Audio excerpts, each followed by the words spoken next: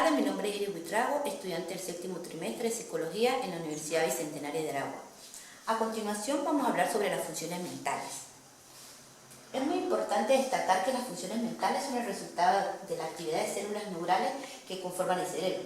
Cada actividad que realizamos o que ejecutamos tiene que ver mucho con estas actividades que son los impulsos que provienen de las necesidades, es decir, podemos decir que el sistema neural actúa para proveernos de mecanismos de aprendizaje como la memoria, la inteligencia, el lenguaje, el raciocinio, la conciencia y toda la atención en cuanto también en el aprendizaje, y nosotros debemos saber y evaluar estas funciones mentales si están acorde o se encuentran en un nivel normal o anormal para nosotros poder diagnosticar y como profesionales de la salud mental debemos conocer y precisar estos estados para poder decir de una manera cuáles son estas funciones mentales que son anormales o normales. Asimismo, podemos definir la mente, que es el conjunto de capacidades cognitivas que engloban los procesos como la percepción, el pensamiento, el lenguaje, la memoria, la atención y esto también, las cuales son características de las personas. Es muy importante destacar que son partidas en una u otra manera en diferentes personas. Estas funciones se pueden desempeñar de diferentes maneras. Por eso tenemos que tener en cuenta y saber muy bien que estas capacidades cognitivas que engloban o solamente es una parte de que debemos reconocer o debemos también tratar y saber y entender cómo funcionan cada una de ellas. Asimismo también los procesos de la mente. La mente es concebida o tratada como tres tipos de procesos. Los conscientes, que son estas actividades que realizamos, obviamente conscientemente, queremos hacerlo de manera voluntaria, donde tenemos la conciencia, por decir, de lo que estamos haciendo y tenemos el conocimiento y la capacidad para poderlo ejercer. Mas, sin embargo, también hay unas funciones inconscientes, que son aquellas que no hacemos voluntariamente, sino se nos dan de una manera inmediata o una reacción. También tenemos los procedimentales, son estas funciones, estos mecanismos que nosotros utilizamos de una manera ya preconcebida o condicionada. Entonces, existen estos tres procesos en los cuales tienen cada uno su particularidad. Igualmente también es muy importante saber por qué es necesario establecer lo que es normal y lo que es anormal. La psicopatología se ocupa de la conducta anormal. Se observa, se hace un diagnóstico de esta persona en el cual podemos decir qué mecanismos están funcionando de manera normal dentro de los estándares que tenemos sobre los test que hacemos en psicología, y podemos saber si esta persona se adapta o no a estos estándares. Mas, sin embargo, no se puede dar una conclusión, por decir, radical de esto, porque tenemos que hacer muchas evaluaciones y tenemos que analizar y explorar todo esto que está pasando a nivel social, individual, grupal, donde podemos nosotros percibir si esta persona está entre los parámetros normales o anormales. Sin embargo, también podemos decir que tenemos que ser muy cautelosos porque todo lo normal es sano y no todo lo anormal es patológico. También podemos observar que existen varias teorías. Las teorías sobre lo que es normal en el campo de la salud mental. Dentro de las corrientes psicoanalíticas tenemos las siguientes concepciones. Tenemos Sigmund Freud en la normalidad, que es una ficción ideal. Tenemos según Erikson, es la capacidad de saber manejar los distintos periodos de la vida. Y tenemos también, para Kubin, consiste en la capacidad de aprender de la experiencia. Asimismo, Adler estima la normalidad y la salud mental de una persona que está relacionada con su capacidad de desarrollo. También tenemos Monet Crille, que plantea que es la capacidad para conseguir la introspección psicológica, esta parte donde la persona puede analizarse ella misma y poder conocer y entender qué es lo que le está sucediendo. También hay otras teorías sobre lo que es normal en el campo de la salud mental. Aquí observamos que está el criterio de la normalidad, como podemos ver, pues la manera normal que debe comportarse una persona, es el criterio ideal. Sin embargo, Maslow nos habla sobre la pirámide. Allí observamos que nos explica cada proceso de esta pirámide, una va llevando a la otra, y ahí es donde la persona consigue lo que podríamos decir la satisfacción de estas necesidades. También tenemos a Cole, que propone un criterio ideal basado en la madurez, y Alport sostiene que la persona normal debe reunir los siguientes requisitos. Observamos diversidad de intereses autónomos, capacidad de autoobjetivación, filosofía de vida, capacidad de experimentar afecto y establecer relaciones profundas y una actitud vital tolerable.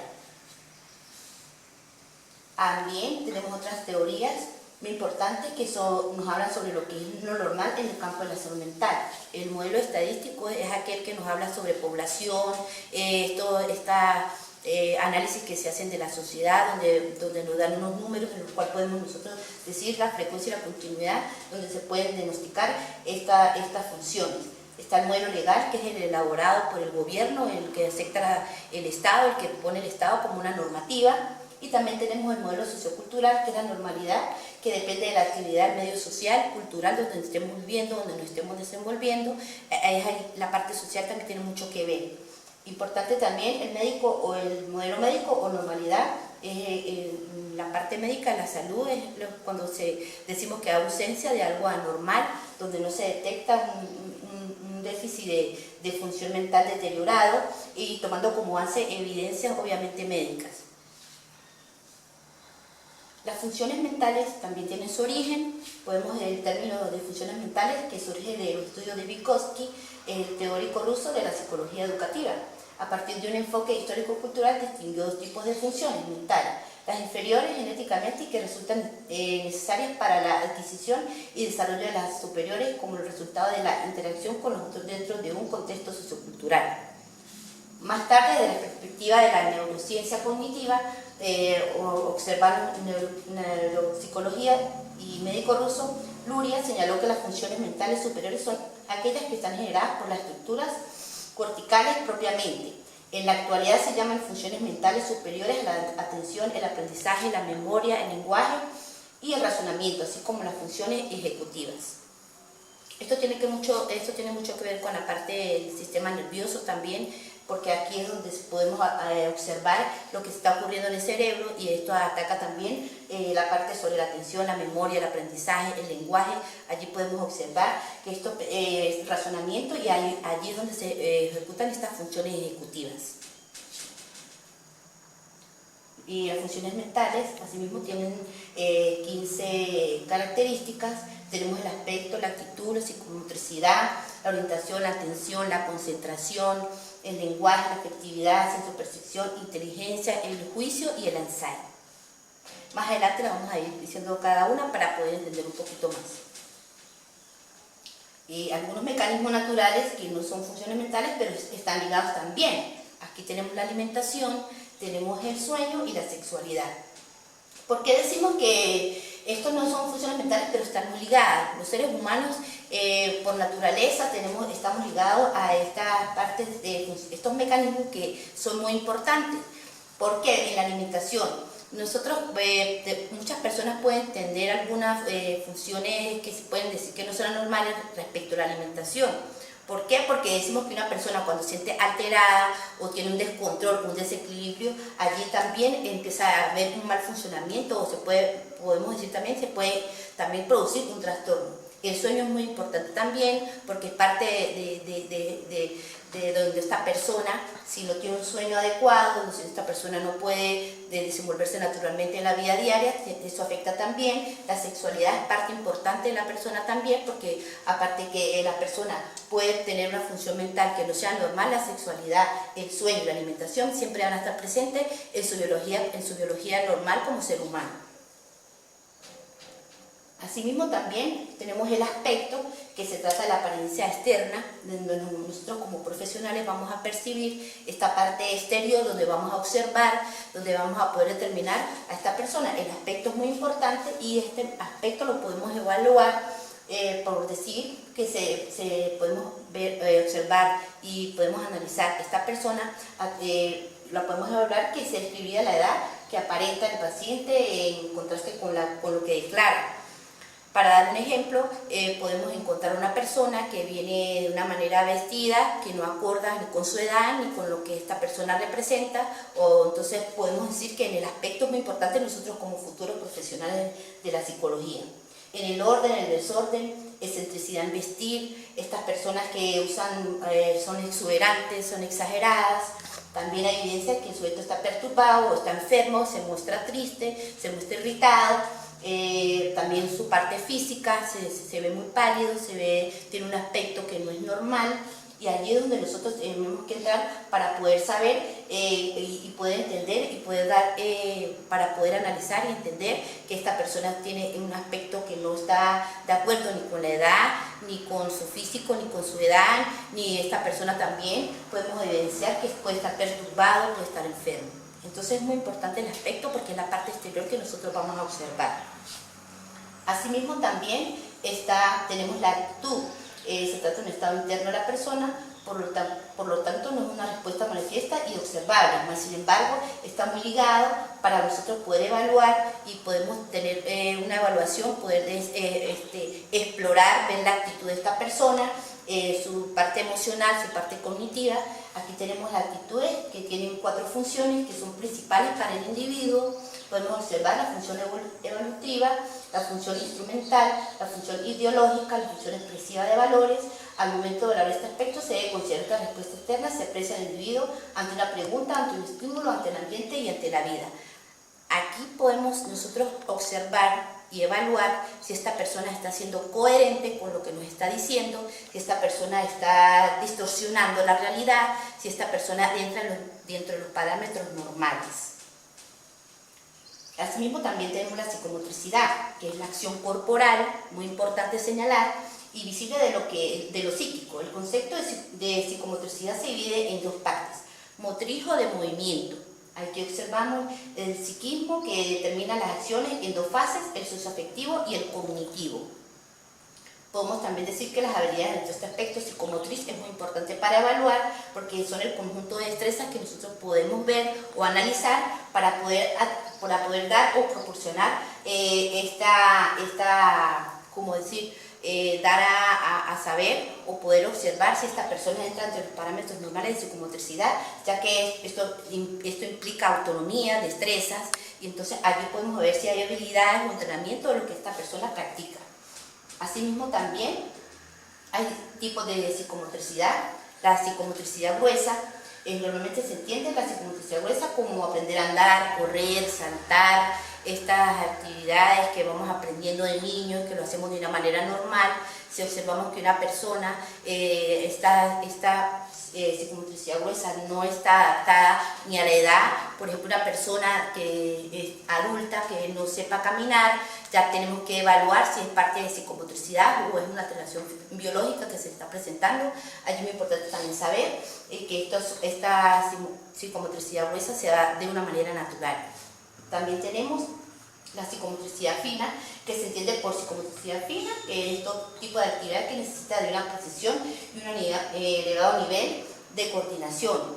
Es muy importante que esta habilidad se adquiere, en diferencia de la psicomotricidad gruesa, que es natural, nata, que aprendemos. La fina ya es la parte como más precisa, es la parte más elevada, es la parte más coordinada. No todas las personas tienen estas habilidades, estas destrezas, mas sin embargo no podemos decir que esta persona presenta un mecanismo que está mal funcionando o que esta persona no está entre los parámetros normales. Ahí es donde tenemos nosotros que evaluarlo. Asimismo también tenemos las alteraciones de la psicomotricidad. Existen unas alteraciones que podemos distinguirlas, que son los trastornos de la psicomotricidad que aparecen en el sujeto, el trastorno de la psicomotricidad que se manifiesta en relación con los demás.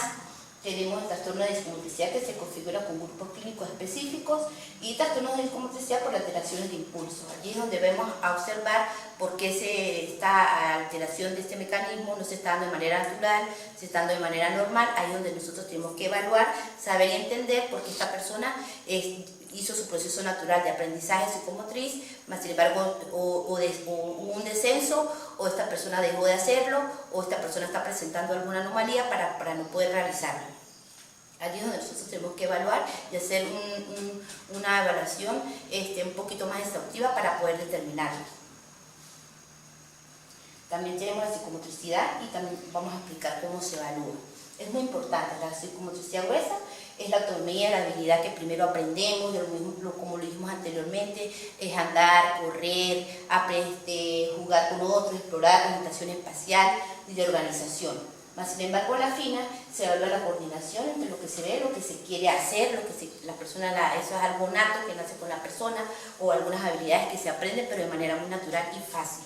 Y también podemos explorar y evaluar y observar la coordinación que tiene esta persona con el equilibrio corporal. También tenemos la conciencia, importante, que se trata de la capacidad de estar despierto, tener conocimiento de lo que se está haciendo de manera voluntaria, algo que queremos hacer, estamos muy presentes en tiempo y espacio de lo que queremos, de lo que vamos a poder nosotros manifestar, y esta es la percepción que tenemos de la información, la percepción que tenemos del mundo. Es muy importante saber que esta acción es algo que la persona tiene que estar de una manera muy realista. Esta persona tiene que estar de una manera, pues podemos decir que una persona con conciencia, es la capacidad de estar despierto, alerta ante cualquier situación. Asimismo también tenemos los niveles de la conciencia que deben de ser evaluados. Tenemos varios niveles. Existe el nivel de alerta, el estado del sujeto está sano, está en vigilia, o sueño fisiológico con un nivel de despertar normal. Tenemos nubilación o letargo. Esta persona reduce leve o moderadamente su estado de alerta. El estupor, que es un estado alterado en el cual la persona permanece dormida y solo se consigue obtener algún tipo de respuesta, como verbalizaciones incoherentes a la ejecución de algún impulso. Tenemos el coma, que se refiere a la falta, obviamente, completamente de respuesta ante cualquier estímulo. También tenemos la orientación, muy importante entre los mecanismos. La orientación es la capacidad que nos permite ser conscientes de nosotros mismos, saber dónde estamos, qué hacemos, saber en tiempo y espacio, encontrarnos en determinado momento. Tenemos una capacidad que nos permite también ser conscientes. Aspectos que comprenden la orientación personal, la capacidad de integrar información personal, nombres, apellidos, edad, identidad personal. Tenemos la orientación temporal, la capacidad de manejar información, el día, la hora, dónde estamos, direcciones, completamente estamos dando coherentemente o estamos dando de una manera consciente una información que es completamente coherente con lo que se está haciendo. Y la orientación espacial es la capacidad de manejar información de lugares, de dónde venimos, dónde estamos, y también va determinado en el momento específico en tiempo real. ¿Cómo evaluar la orientación? Tenemos un conjunto de preguntas. Aquí entra la parte de nosotros para poder evaluar estos mecanismos, estas funciones, se hace a través de preguntas. La orientación respecto a sí mismo, cómo se llama, qué edad tiene, cuánto mide, cuánto pesa. También podemos ver la orientación en el tiempo, en qué fecha estamos, en qué año estamos, fechas festivas, podemos decir también, semanas, días, horas. También tenemos la orientación respecto a las personas, quién soy, qué identidad tengo, qué género soy, qué familiar. Pues en esta parte respecto a las personas hay infinidad de preguntas en las cuales nos va a decir a nosotros si esta persona está bien orientada. También los trastornos en la orientación. Existen trastornos en la orientación, muy importante destacar. El síndrome confusional o delirio se caracteriza principalmente por la alteración de la atención como síntoma central, caracterizado por inicio agudo y pulso fluctuante, inatención, desatención, alteraciones del nivel de la conciencia también. Eso también tiene mucho que ver y se tiene que hablar si esto tiene una causa biológica o esta persona presentó esto a lo largo de su vida. También podemos observar o fue por alguna sustancia, por algún trauma. Podemos identificar si este trastorno de la orientación se vio afectado por algún desequilibrio en la vida de esta persona. La atención, muy importante, es la focalización interna hacia lo que sucede en el cuerpo o externa también. Esto va a través de los órganos de los sentidos, que se puede dirigir según varios estímulos. Es considerado una función elemental, un proceso básico y necesario. Va ligado a las funciones mentales, el aprendizaje, las funciones, cómo se desarrolla, el desempeño y esta persona si es funcional o no, la memoria, el lenguaje, todos estos van involucrados en un proceso básico necesario para evaluar. Existe la fase del proceso de atención. El inicio o captación de la atención puede ser activa con el esfuerzo de quien atienda o pasiva sin esfuerzo. Es muy importante destacar, el individuo podemos señalar si tiene información o no, si presta atención o no presta atención, o está siendo focalizado o no está siendo focalizado. Aquí podemos entender que esta persona, podemos entender si tiene una atención o no, podemos hacer también varias pruebas y cuando se produce un daño a nivel del lóbulo frontal, en particular de la región prefrontal, las personas pueden presentar distraibilidad con una estrecha relación entre el déficit de atención y el control ejecutivo. La concentración es un proceso psíquico que se realiza por medio del razonamiento. Consiste en centrar voluntariamente, hacer un esfuerzo o concentrarse en un momento determinado. Puede ser la capacidad, la concentración o atención de algo que nosotros queremos que es vital para el estudio de nosotros y para el trabajo o de nuestra vida diaria, en el cual nosotros tenemos una concentración, esa capacidad voluntaria de hacer algo de verdad, que podemos decir que estamos enfocados en lo que vamos a hacer o el objetivo que queremos conseguir. Y también existen los trastornos de la concentración. La concentración puede verse mermada, incluso completamente bloqueada. Podemos observar trastornos de enfermedades, conductas de diversas maneras. El síndrome que bloquea específicamente la capacidad de atención, concentración de un sujeto, es el conocido como trastorno por déficit de atención con hiperactividad. Aquí observamos muchas veces, sobre todo en el ámbito escolar, empezamos a observar a niños que no tienen la suficiente concentración, son hiperactivos. Allí es donde entra la parte psicológica que podemos evaluar. También hay personas que lo padecen, adultos también, lo ven mucho en la parte laboral, donde presentan este tipo de trastornos de la concentración.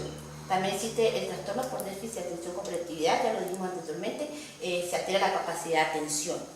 Y la drogodependencia y uso recreativo de drogas. Allí también podemos observar que esta persona, por el uso continuo de drogas, pues esta persona va perdiendo las facultades para poder concentrarse y muchas veces, a veces delirantes, cuando ya hay un daño neuronal.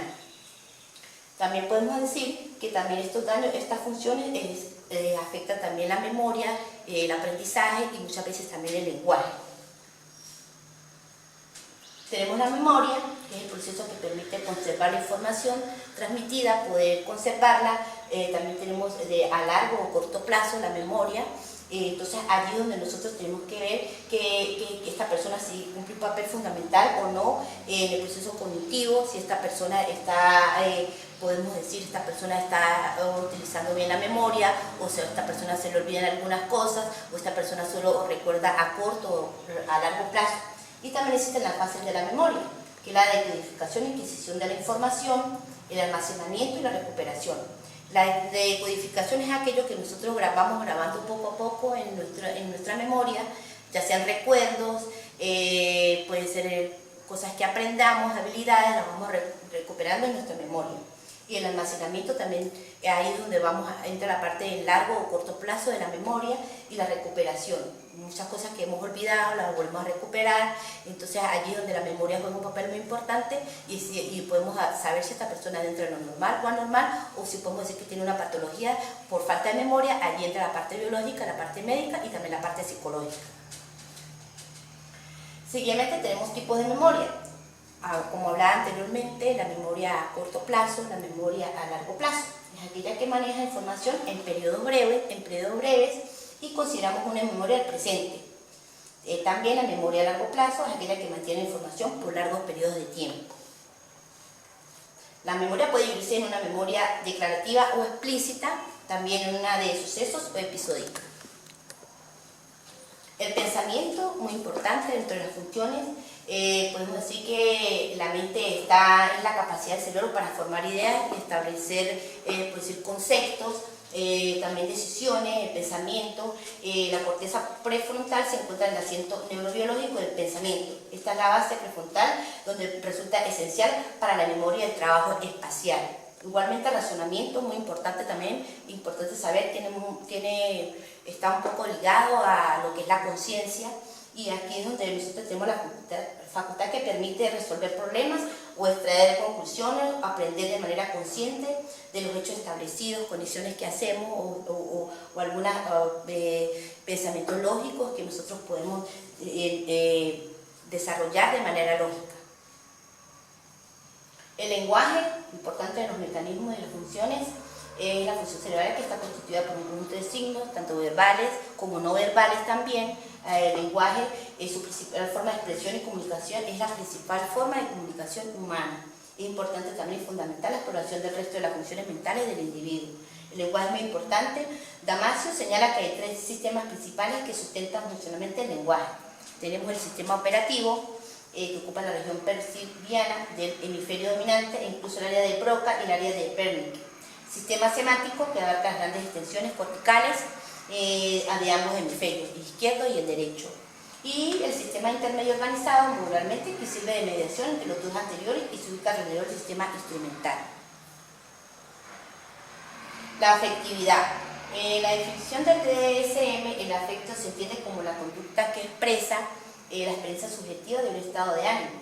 Es muy importante destacar este concepto vinculado a un fenómeno más cambiante de humor. Brevemente se refiere a emociones sostenidas.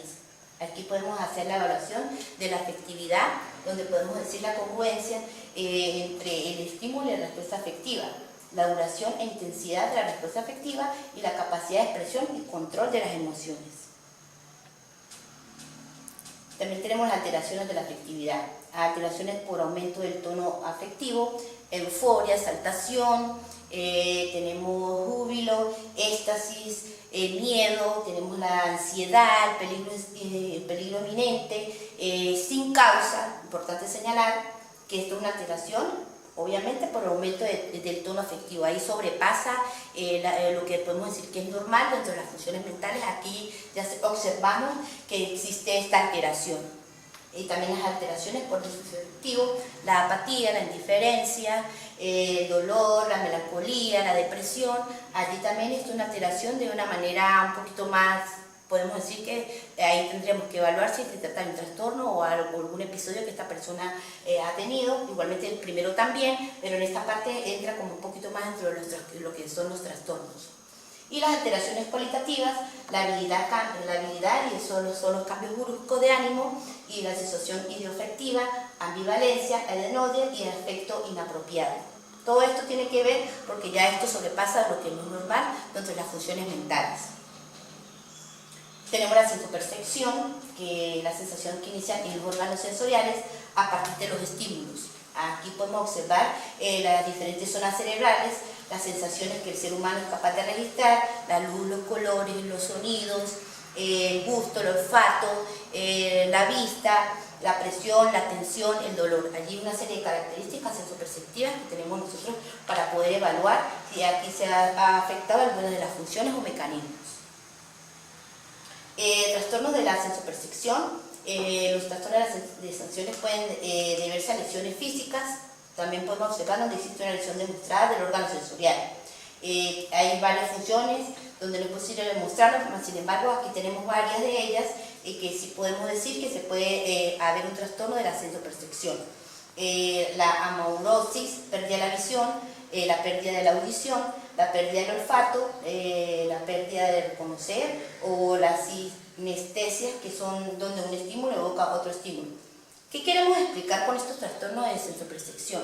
Que podemos nosotros a nivel de evaluación, donde podemos observar esas funciones normales o anormales, si está alterado alguno de estos sentidos, y no podemos dar, por decir, una conclusión final si primero no hemos evaluado esto, porque alguna alteración de estos trastornos de sensopercepción puede llevar a una conclusión que no puede ser acertada, porque estamos obviando esta parte muy importante que puede generar o nos puede dar un cambio en cualquiera de los resultados que nosotros podemos hacer.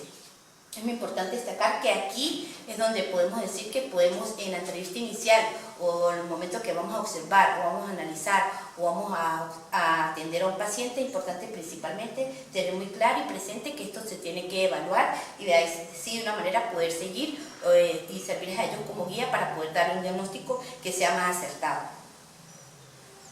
La sensopercepción también le podemos añadir un poco más. La sensación se inicia en los órganos sensoriales, a partir de un estímulo y se transmite en diferentes zonas cerebrales.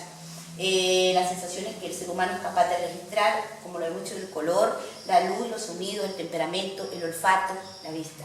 Y la tensión y el dolor. Ya lo habíamos hablado anteriormente, lo volvemos a decir, que es muy importante en la parte de sensopercepción.